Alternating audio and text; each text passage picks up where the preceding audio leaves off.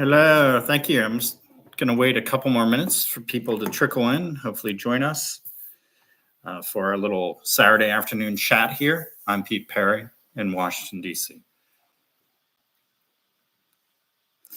In the chat, maybe tell me where you're watching it, either live or later on posted on my channel. Where are you from? Where are you right now, whenever you're watching this video?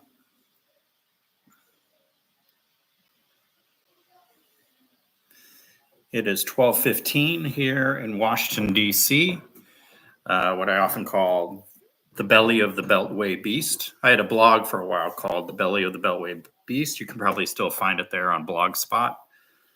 Blogspot was taken over by one of the big companies, maybe Google, but I think it's still out there. I meant to start writing on it again, but I didn't. So today we're going to talk about mainly three things. What's going on, of course, between Israel and Iran, which is now basically a state of war. The role of U.S. imperialism currently in the world, with just touching on briefly the history behind that. And then what's happening in Gaza from Palestinians living in Gaza from their perspective. Often in the West, we talk about Gaza without true firsthand knowledge, lived experience. So I think it's very important in that conversation discussing Gaza and the genocide that has now begun there, to share actual Gazans' stories and actual firsthand accounts of what's happening there on the ground. Like I said, I'm Pete Perry in Washington, D.C. I've been a peace with justice activist for well over a decade now, really becoming very involved with activism following the U.S. invasion of Iraq and Afghanistan in 2002 and 2003. Today, yes, like I said, we're going to first talk about what's happening between Israel and Iran. So what happened basically was, and it's not currently, as of today, talking about what happened in Syria in April 1st. On April 1st, Israel attacked an Iranian embassy in Damascus, the capital of Syria. Now, this is essentially considered an act of war because under international law, and it's widely accepted around the world, that the property of an embassy is actually the soil of that country that's being represented by the embassy. So here in Washington, D.C., of course, we have embassies from all over the world. Countries from all over the world have their own embassy here. So say the Turkish embassy, which is a beautiful building on, which circle is that? Sheridan Circle? Like we're Q and 23rd, and there's a circle, then Massachusetts Avenue, of course.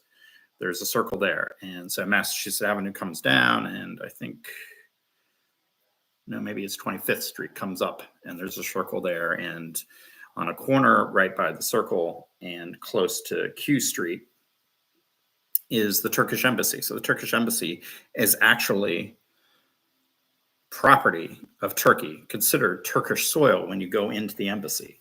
Same with the Russian embassy, fairly close to where I live, up Wisconsin Avenue, about a mile and a quarter from where I live. There's a rather large compound, which is the Russian embassy. Now you go in there, you're considered to be exactly on Russian soil. So when Israel attacked the Iranian embassy in Syria, they were attacking Iran directly. So Israel attacked Iran directly by bombing their embassy and killing, I believe, 7 people. I'll read an account from right after when that attack happened, because in the U.S. media, we apparently have a very short-term memory. They were on CNN this morning talking about Iran's retaliation because of this attack and not putting in its proper framework that Israel initiated what is basically a state of war now. So April 2nd, 1:57 a.m. So just a few hours after the Israeli attack on the Iranian embassy. This is an AP story. An Israeli airstrike that demolished Iran's consulate in Syria on Monday killed 2 Iranian generals and 5 officers, according to Iranian officials. The strike appeared to signify an escalation of Israel's targeting of military officials from Iran, which supports militant groups fighting Israel in Gaza and along its border with Lebanon. Since the war in Gaza, or you could say the war on Gaza, began nearly 6 months ago, clashes have increased between Israel and Iran-backed Hezbollah militants based in Lebanon. Hamas, which rules Gaza and attacked Israel on October 7th, is also backed by Iran. Israel, which rarely acknowledges strikes against Iranian targets, I don't know what acknowledges, they actually do them, said it had no comment on the latest attack in Syria, although a military spokesman blamed Iran for a drone attack early Monday against a naval base in northern Israel. Without much proof, actually, I should say. So that's just the beginning part of this article. So in the Western media, particularly the US, you're not, short-term memory. We're not putting it in its proper context that Israel attacked an Iranian embassy first. And now Iran is retaliating with some drone attacks on Israel. So it's essentially a state of war between the two. Now, the history of Iran is very interesting, also something that many Americans don't know about. Dating back to 1953, when there was a coup attempt on, it was a successful coup against the democratically elected president of Mossadegh in Iran. Basically, the Iranian government at the time in 1953 wanted what essentially now has become BP, British Petroleum, to pay its fair share of taxes to the Iranian government and abide by regulations. And the British Petroleum Company did not want to abide by this. So then the Iranian legislature moved to nationalize its oil reserves. Now, this is an interesting step that was taken because throughout Africa and the Middle East, the Western powers, the colonial settler powers, have extracted natural resources, including oil, from countries. And countries are not given their fair share of compensation. So this extremely exploitive part of capitalism and Western imperialism. And so the British, under Churchill, and the US, under the Eisenhower administration, decided they would have a coup in Israel so they could have control and free reign, basically, over Iranian oil reserves. And this resulted in the assassination of democratically elected President Mossadegh. So the hatred of the West, there's a reason for it, and goes back a ways, but there's a reason why Iran has detested the Western powers, particularly the US and Great Britain. And now what we have is 75 years since 1948, of a settler colonial state, the state of Israel, land grabbing land illegally from the Palestinian people. Now, in 1948, there was a partition, but ever since then, the state of Israel has continually grabbed more and more land illegally from the Palestinian people. So you're at a point now where they've seized a lot of land, often strategic points, and also points around water sources. Very interestingly enough, a lot of the illegal settlements going up in the West Bank are particularly centered on wells, water sources, and they keep the indigenous Palestinians, or they kick them off land and seize that land. And so it's very interesting. It's often around water sources, wells, that these settlements are built up. And so they kick out the Palestinians who have less access to water. They also kick them off their agricultural land. Traditionally, olive orchards have been a big thing in Palestine. And the Israelis just deprive the Palestinians of their land and their natural resources. So again, this pattern of exploitation based in racism, of course, and a sense of imperialism. And so now this kind of imperialism and exceptionalism you can see in the media coverage today about Iran and Israel. That, we shouldn't question, Israel's right to bomb whoever the hell they want because they feel like they're threatened. So they can go bomb an embassy, which is, and we shouldn't really question that. We shouldn't even put the current frame work of that in play in these news stories that they're running now. That, Iran's just sending drone attacks on Israel, just attacking Israel with these drones. Well, there's a reason why. Israel initiated a state of war. So it's with that, there's this American-Israeli exceptionalism that we see. So moving right along. I was trying to keep this under 15 minutes, but I'm right at the 15-minute mark now. So there's a website I would strongly suggest you all check out called wearenotnumbers.org. And that has all Gazan writers sharing their accounts, their stories, and their poetry, and different news items that they think are pertinent to let the West know what exactly is happening in Gaza right now during this genocide that has now gone on for basically 6 months. 6 months this week. Israel decided to retaliate because of a terrorist attack, a horrible, horrible terrorist attack on October 7th. But what they've done is they have, 100 times over killed 100 times more Palestinians have been killed than the Israelis killed on October 7th. Something like, I think, over 34,000 Palestinian civilian deaths now over the last 6 months. There's only a little over 2,000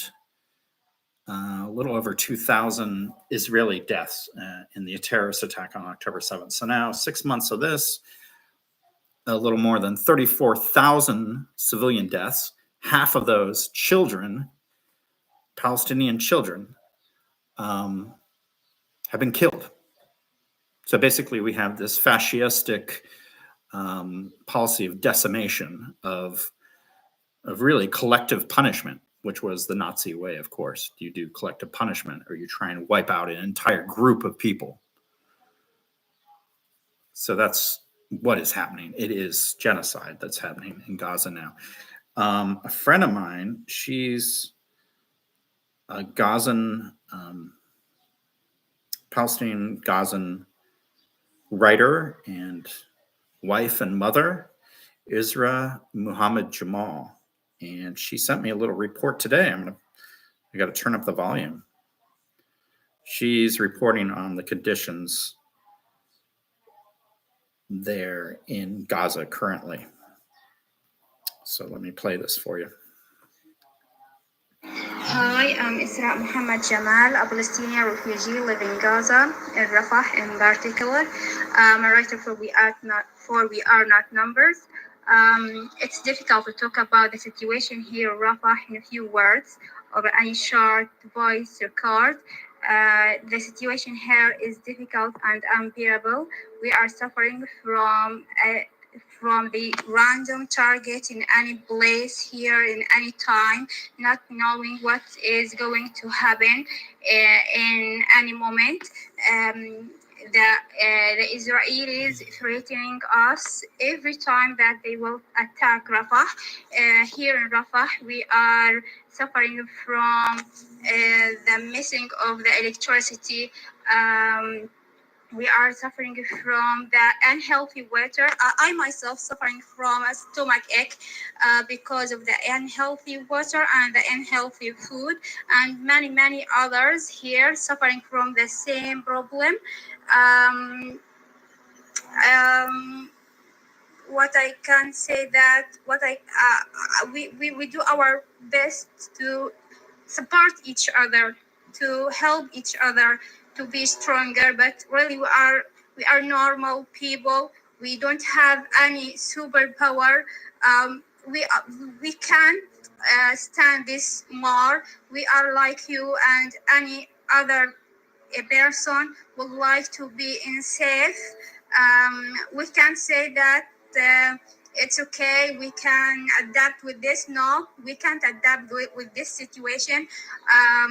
We need to survive. We would like to have a simple, peaceful life. We didn't need more.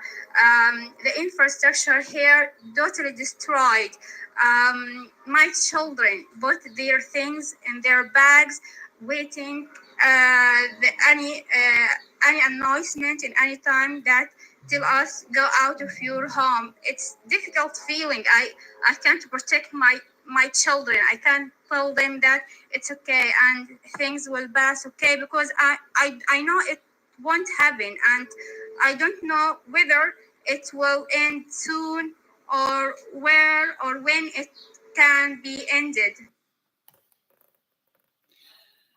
So that's Israel Muhammad Jamal reporting from where she is currently living in Rafah, the southern end of Gaza. She calls it an unbearable situation for her two children, her husband, her other family members. And there's many Gazan writers with We Are Not Numbers who have written stories about losing many of their family members. It's an absolutely unbearable situation. It's just barbarism that the Israeli military is carrying out against Palestinian civilians in Gaza. I was also going to read you a poem from We Are Not Numbers.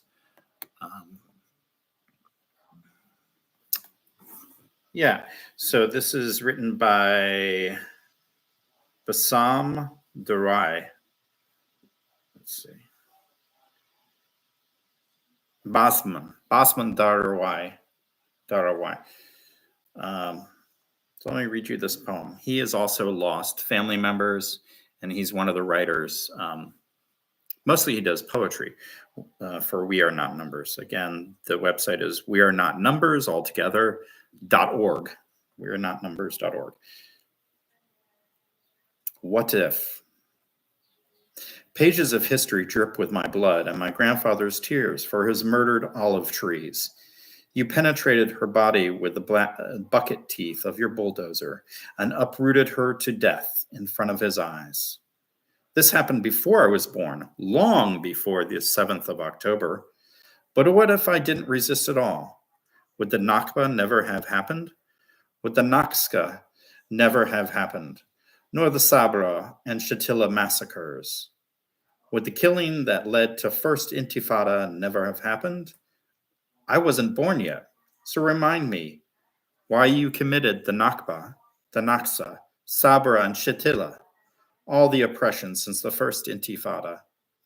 What if I didn't resist at all, and the 7th of October savage attack that killed 1,269 Israelis had never happened?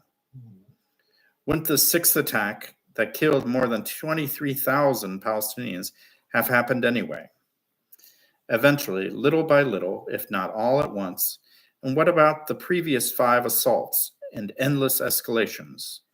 The CAS-led assault of 2008, when you attacked Gaza at 11 a.m. while the children were in the streets, returning from their schools, the protective edge when you killed my friend Hatham, who was in the market trying to get some vegetables. Or 2021, when I woke up with worrying in my ears from the huge explosion of your missiles attacking my building.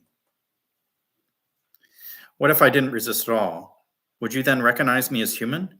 As a person with life who abides in fear of dying in the blink of an eye in one of your sudden attacks? Would I then be able to sleep without the sound of drones that buzz the echo of death into my ears? Would I be a person with haunting memories instead of one carrying the picture in my mind of my sister Iman, her 4 kids Mohab, Asir, Mohammed, and Elia, and my best friends Essa and Uda, gasping their last breaths under the rubble. If I didn't resist, would I have the same full rights as you? Instead, you see me as a human animal, drop bombs over my neighborhood, Ramal, the massive black cloud of the explosion occupying the blueness of Gaza's skies. You chop me into pieces, burn my flesh and penetrate my bones, throw my corpse on the streets to be eaten by worms and the hungry animals and birds of prey until I am humiliated even in death. What if I didn't resist at all, but be the obedient citizen you dream of? So if I want to visit Beersheba, my original home, Haifa, Jerusalem, to see the roads and old alleys where my grandfather walked, to taste the oranges of Haifa my mother used to brag about, or to pray at the Al-Aqsa Mosque. You will allow me in? Have you ever allowed me in? How long will you stop me at checkpoints, strip me naked, or keep me covered but delayed? If I sit in my house in Al-Sheikh Jarrah, where you have beaten Palestinians, tried to kick them out of their homes, shot them to death, would you kick me out too? I must ask, will I ever be safe?